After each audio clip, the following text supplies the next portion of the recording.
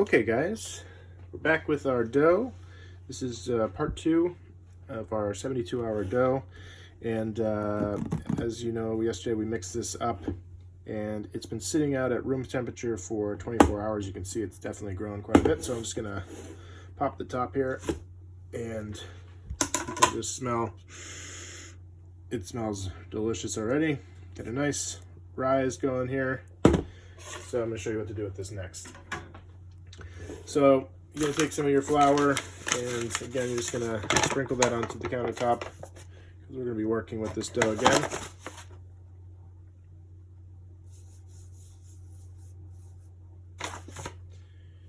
And basically, you just want to take your dough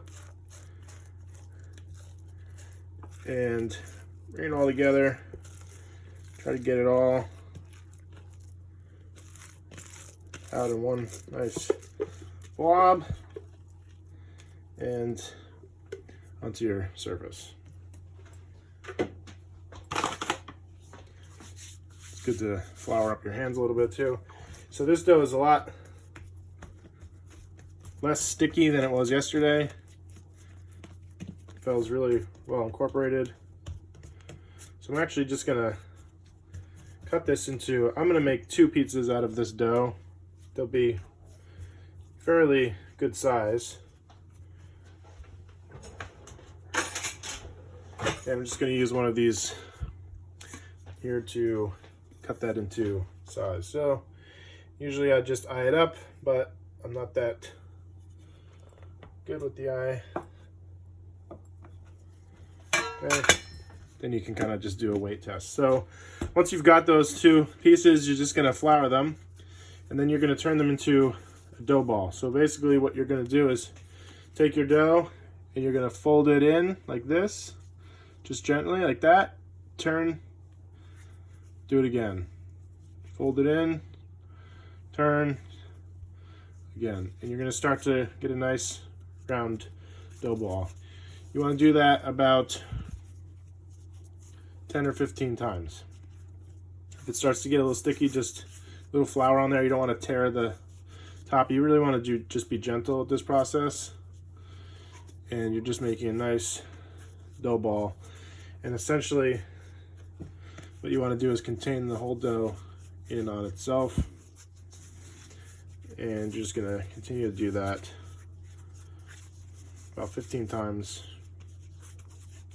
Again, I'm not really pushing hard here. I'm just gently turning the dough in on itself. And then at the end, you're gonna squeeze and close off the bottom. This part you can be a little bit more aggressive with. Close that off. Form your dough. Beautiful. All right, from there, I'm gonna take a bowl. Just do a little bit of olive oil in there. Gonna throw my dough back into the bowl, seam side down, just like that. I'm gonna cover that with saran wrap, throw it in the fridge for another 48 hours. And do the same thing with this dough here. Let's get it floured nicely. And just bring it in on itself like this. Push, turn, do it again. You can do that again about 15 times. Make sure you do have some flour on it.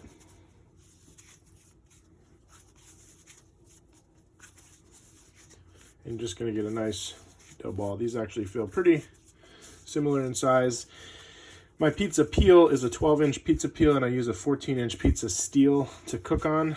So I'm a little limited in the size of pie that I can put on there. So these doughs are going to be pretty much pushing the limit. Like I said yesterday, I did 500 grams of flour, and I'm going to get 2 doughs out of that. So you can start to judge that based on the size of your pans and everything else. But after you make 1 or 2 doughs, you'll be able to figure out. I can either break this into 3 doughs or 2 doughs pretty easily with this recipe. I prefer a little bit of a larger pizza versus those small ones, so that's why I'm going to do it this way. So again, just a little Not too much. The olive oil is not for flavor, it's just for sticking purposes. So again, drop it in there. We're going to cover these really well with some saran wrap so that they don't get a film or anything on top, and then put it in the fridge for 48 hours. When we're ready to bake the pizza, we're going to take the dough out. We'll re-ball it one more time and then put it on the floured countertop. Cover it with a moist towel or something for about 4 hours at room temperature before you bake the pizza. You want to make sure that you do that so that it can have that final proofing on the counter, and then you'll be good to go to make a pizza. All right, guys, we'll check back in with the third and final part of this series to show you what a final product looks like. Thanks.